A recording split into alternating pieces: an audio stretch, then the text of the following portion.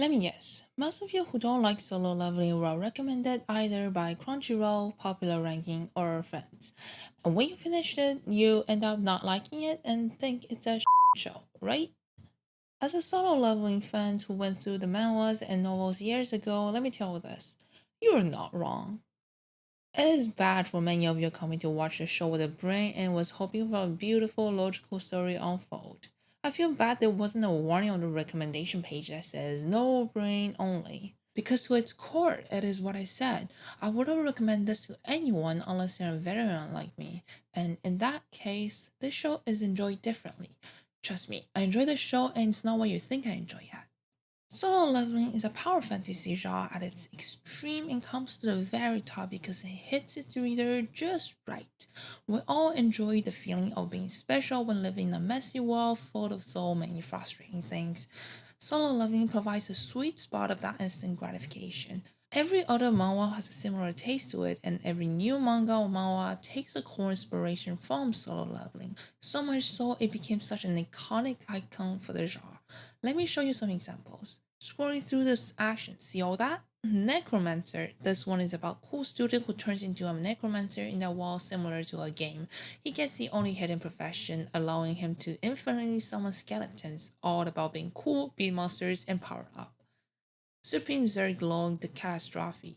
The main character awakened as a support class but actually a summoner class, later becomes a one-man army. It's all about being cool, beat monsters, and power up. A bit different but not much, max level newbie. This one is about a gamer who cleared the toughest impossible tower game. The tower appears in real life and he uses all his game knowledge to become the top player. It's all about being cool, beat monsters, and power up. You got the pattern. They're all action genre and solo leveling rises above all of them. I read some people mention getting rage because Jun feels sad for his mom finally waking up. I'm not surprised that they feel the great anger, and they should. Can you guess the reason? Because the whole story is about Jinwoo leveling up, beating monsters, getting cooler, level up, and beating more monsters. Nothing else. And there should be nothing else. Many power fantasy cares a lot about family or friends, but solo leveling is the only one that is good quality, not overwhelming, still showing the protagonist normal human concern for their surrounding, and without too much background romance or overly protective family side quest. So yes, the mom crying is already too much for the reader. He should just show a smile. What reader expect from this series is level up, beat monsters, being cool, period. Solo Leveling is so far the best out of all other power fantasy series that does the job properly. Hence I say it, the king of the power fantasy series. Solo Leveling is a brainless anime with a straight plot, all serving Jinwoo level up. It is meant to be brainless. The show is not supposed to dig into the dungeon system because people who chose solo leveling aren't interested in world building. The show is not supposed to take into the political side because people who choose solo leveling aren't interested in it. If you found a country awkwardly similar to a certain country and feel somehow offended, give it a placeholder. For example, the country name that starts with A, call it Aincrad, starts with U, call it Underworld. Easy. All the plots are meant to serve you or say to let reader experience as a protagonist and experience that instant gratification after the long hours of day of work after coming back to home. Again, the people who are coming for this series are looking for the three BPs. Be cool, be asses, power up, and repeat. And yes, that pretty much covers the whole series. The world building is from classical structure of Korean dungeon. The plot is repetitive, but it serves its function perfectly.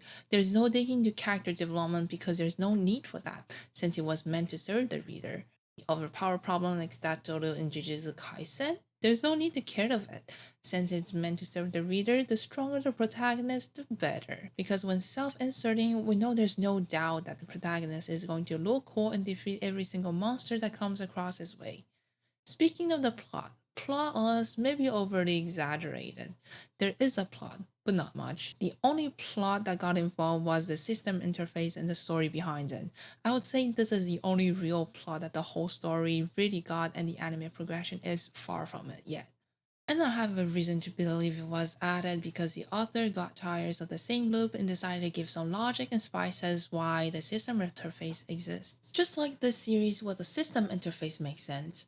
Trust me, this will be the next big hit following Solo Leveling, and I guarantee it will blow up if the production stays at the same level.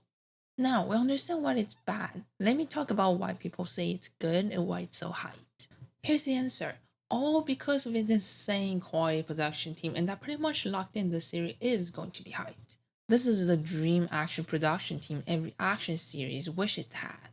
I got scared when I saw the cast member and I understood instantly why it's so hyped. Let me introduce the two most important part of this anime, not the story, not the character, it's the team. A1 Pictures. Sounds familiar? They've produced Fairy Tail, Anola Zero, Seven Deadly Sin, Marshall, SAO, SAO2, SAO Alicization, SAO Underworld. No wonder why a strong sense of deja vu. See what I just listed? Quiz time. What is a common point? Three, two, one. Actions. If you say power, you're also right. The anime production guaranteed that Solo Leveling is going to be hyped even before its release. Hiroyuki Sawano. Sounds familiar? He's the movie version of John Williams in the anime world. He composed for Guilty Crown, another deja vu, Attack on Titan 1, Attack on Titan 2, Attack on Titan 3, Attack on Titan Final, Kill la Kill, Cabaneri of the Iron Fortress, Anola Zero, Seven Deadly Sin with A1 Picture. See what I just listed? Quiz time. What is the common point? Three, two, one. Actions. If you say power, you're also right. Hiroyuki Sawano is a master of epic scenes. Paired with Solo Leveling, it's going to be hype even before its release. A1 Picture on top of them, we already know what's gonna happen. I don't want to keep playing the same game over and over, but you get what I meant. The combo guarantees the astonishing quality of the anime, especially with the original series already at the summit of power fantasy genre. No wonder it won the anime of the year. The combo serves the reader spot on. It's no surprise why fans are so hyped. After all, I gotta say, this series is not for everyone. If you want to rewatch or give next season another try, let me give you some advice. The first one is the most important. Turn off your brain, sit back, enjoy the action, special effect, the music, and the cool jingle. Let your primal instincts take over, and trust me, it will eventually be a good show. You ask what I enjoy? I haven't finished the whole season, but this is what I enjoy so far.